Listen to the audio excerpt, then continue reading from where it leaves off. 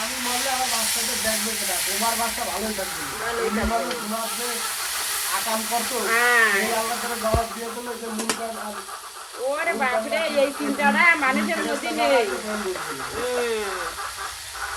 মানুষের মধ্যে এই চিন্তাটা নেই যে আমরা মরে গেলে যে কবরে যাওয়া হিসাব দিতে হবে না।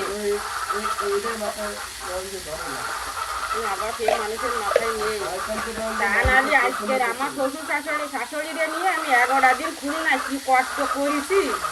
বাড়ি আইসে মেয়েকে সাথে করে চোখ করতে দিলাম, তা তো বাবা আমার কোনো কষ্ট নেই। আমার যেটুকুনি কর্তব্য আমি পালন করেছি। মানে তার ভালো লাগলো না, আমাদের থাকলো না।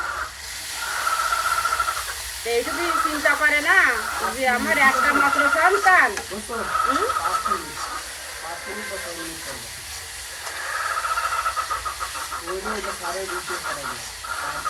কোনো সময় চিন্তা করে না যে এই দুনিয়া ছেড়ে, এই সংসার ছেড়ে যে আমাকে চলে যেতে হবে, এ চিন্তা কারোর মাথায় নেই। কিন্তু বাবা আমার কাছে কথা আছে,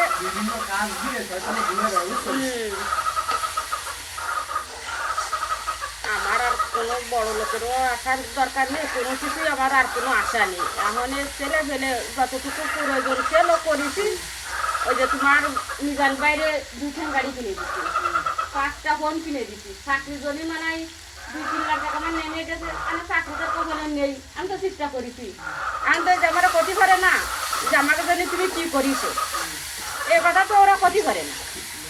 মানে আমার জীবন দিয়ে আমি যুদ্ধ করে যে হোক তাকে আমি চেষ্টা করেছি। মানে বাপ হয়নি না হলে তোমার কিছু করার নেই আছে।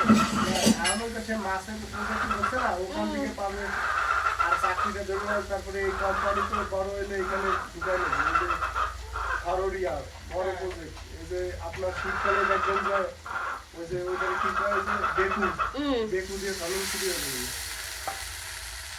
তা আমার কাছে কথা আছে, যে যা পারবে বাপ সে তা পাবে। এই ফুড়ি না খাক ওই ফুড়ি যে পাবে সে। সেদিনকার বলিলাম ছেলেটারে যে আমি যদি টাকা পয়সা গোছাই দিতাম তা আমার এখন তো ব্যাংকে 10 লাখ টাকা আমার জমা হয়ে যেত। তুমি কিছু জন্য তুমি তোমরা মানুষ হবা না, গ্রামের মধ্যে মানুষ আমার খারাপ পাবে, এই কথাটা এখন তো মানুষের বলার লাগে যে না মালা পাবে ছেলে মেয়েরে অনেক চেষ্টা করেছে মানুষ করার জন্যই, এটুখানি বলা লাগে। এই যে মেয়েটারে ডাক্তার বানাইছি, আমার টাকা গেছে না, টাকা গেছে, কিন্তু এগুলো মানুষের বলা লাগে ছেলে মেয়েগুলো সে মেয়েরা কষ্ট করে মানুষ করেছে।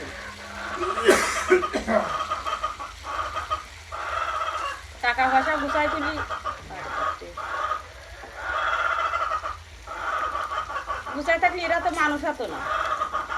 এই যে গ্রামের মধ্যেই আমার ছেলে মেয়েরে কেউ খারাপ বলতে পারে না, কিন্তু শেষে তোমার মেজান ভাই একটা খারাপ কাজ করে ফেলেছে। এই যে নিজে বিয়ে করেছে, এই কাজটা খারাপ করে ফেলেছে। তাই আমি কান দিলাম যে জীবনে আমি তোর কোনোটাই কষ্ট দিলাম না। আজকে তুই যে আমারে ছুঁয়ে যে বিয়ে করে নিয়ে আসলি, তো তুই তো নিজেই দেখলি খেয়ার পরে এর বাস্তু দোকানদার আছে, তুই প্রশংসা করলো গ্রামের মধ্যে থাকলি। আমার ভাই ভোরা আছে, ভাই যেরাম খেলাধুলা সেরাম পড়াশোনা সেরাম ভদ্রতার মধ্যে কোনো অভদ্রতা নেই। মানে তুই যেটা এই যে কাজটা করেছিস এ তো আমারে সবাই খারাপ বলবে রে। তারপরে সে বাস্তু করলো কি কাকি অরে সরে এ কোনো খারাপ কিছু না, সে তার আর অন্যায় করে সে তো বিয়ে করে নিয়ে আইছে। তারপরে পালাই তো চলে যায়নি, সে তো বাড়ি নিয়ে চলে আইছে। হয় তারপরে আর কি করবো, যখন পায়ে ধরে মাপ চাচ্ছে আর ছোটটা আবার দুইজনে তো পায়ে জড়ায় ধরে রাখিছে, ছাড়বে না। আমি চলে যাচ্ছিলাম বাড়িতে, আমি চলে যাচ্ছি। আমি জীবনে চোখের জন্য যা করেছি এই থেকে মেলা করেছি, আর না আমার আর তোর প্রয়োজন নেই। আমি এখন বাড়ি চলে যাচ্ছি। তা কিছুতেই ওরা জাতি দিল না, পায়ে ধরে বসে পড়েছিল, তোমার নড়তে দিল না। তো এটাই তো বড়, যে পায়ে ধরে বসে পড়েছিল আমার নড়তে দিল না।